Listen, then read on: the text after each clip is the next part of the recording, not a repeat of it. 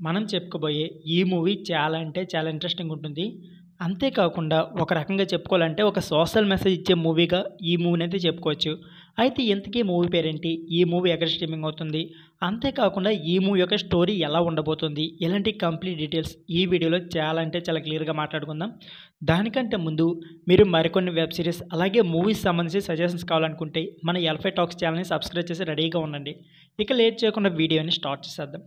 నార్మల్‌గా అయితే ఇప్పుడు అయిపోతుంది కానీ ఒకప్పుడు పెళ్ళిళ్ళు చిన్న వయసులోనే జరిపేవారు. బాల్య వివాహాలు అప్పట్లో సాధారణంగా జరిగేవి.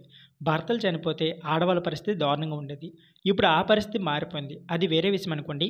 అయితే 1940లో జరిగే ఒక ఫీల్ గుడ్ మూవీ స్టోరీయే ఈరోజు మన మూవీ యొక్క స్టోరీ. అయితే ఈ మూవీ పేరేంటో ఇప్పుడు తెలుసుకుందాం పదండి.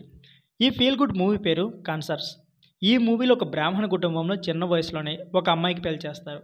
మొదటి గారకు ముందే భర్త చనిపోతాడు. ఆ తర్వాత ఆమె పరిస్థితి ఏమిటి అనే స్టోరీ చుట్టూ మూవీ తిరుగుతుంది. ఈ మూవీ ఓటీటీ ప్లాట్ఫామ్ అయిన జీ5 అయితే స్ట్రీమింగ్ అవుతుంది.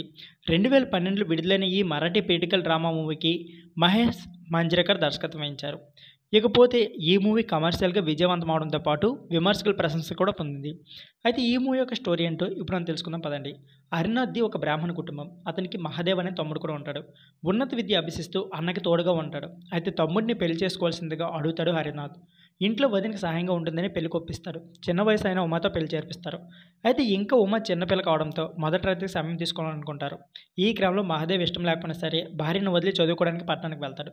ఇంట్లో సంతోషంగా ఉంటుంది ఉమ. కొద్ది రోజుల తర్వాత మహాదేవ్ ఇంటికి వస్తాడు. మహాదేవ్ ఉమకి మొదటి రాత్రికి ఏర్పాట్లు చేస్తారు. ఆ సమయంలో తీవ్ర జ్వరంతో బాధపడుతూ మహాదేవ్ డాక్టర్ మందులు ఇచ్చినా సరే ఉపయోగం లేకుండా పోతుంది. మహాదేవ్ అనారోగ్యంతో ఆ రాత్రి చనిపోతాడు. భర్త చనిపోవడంతో ఉమ పరిస్థితి ఆ తర్వాత మారిపోతుంది. కొద్ది రోజుల్లోనే హరినాథ్కి కూడా భార్య చనిపోతుంది. ఆ తర్వాత అందరూ హరినాథ్‌ని ఉమని పెళ్లి చేసుకోమంటారు. అందుకు హరినాథ్ అయితే ఒప్పుకోడు. ఒకరోజు భార్యాభర్తలు ఎలా ఉంటారో తెలుసుకోవాలని ఉమ చాటుగా చూస్తుంది. అది గమనించిన హరినాథ్ ఆమెను గట్టిగా తిడతాడు. అప్పుడు ఉమ చాలా బాధపడుతుంది. నా భర్త ఉంటే అతనితో సంతోషంగా ఉండేదాన్ని కదా అనుకుంటుంది. ఈ దిగులుతో మంచం పడుతుంది. ఆ సమయంలో హరినాథ్ ఆ మెడలో తాళి కట్టడానికి ఒప్పుకుంటాడు. చివరికి ఆ మెడలో హరినాథ్ తాళి కట్టదట. ఉమ పరిస్థితి ఏమవుతుంది? ఈ విషయాలు తెలుసుకోవాలనుకుంటే అమెజాన్ ప్రైమ్ జీ5 స్ట్రీమింగ్ అవుతున్న ఈ మరాఠీ మూవీని మిస్ కాకుండా చూసేయండి. సో ఫ్రెండ్స్, ఇది వీడియో. ఈ వీడియో నచ్చితే please like, share and subscribe my channel. Thank you for watching.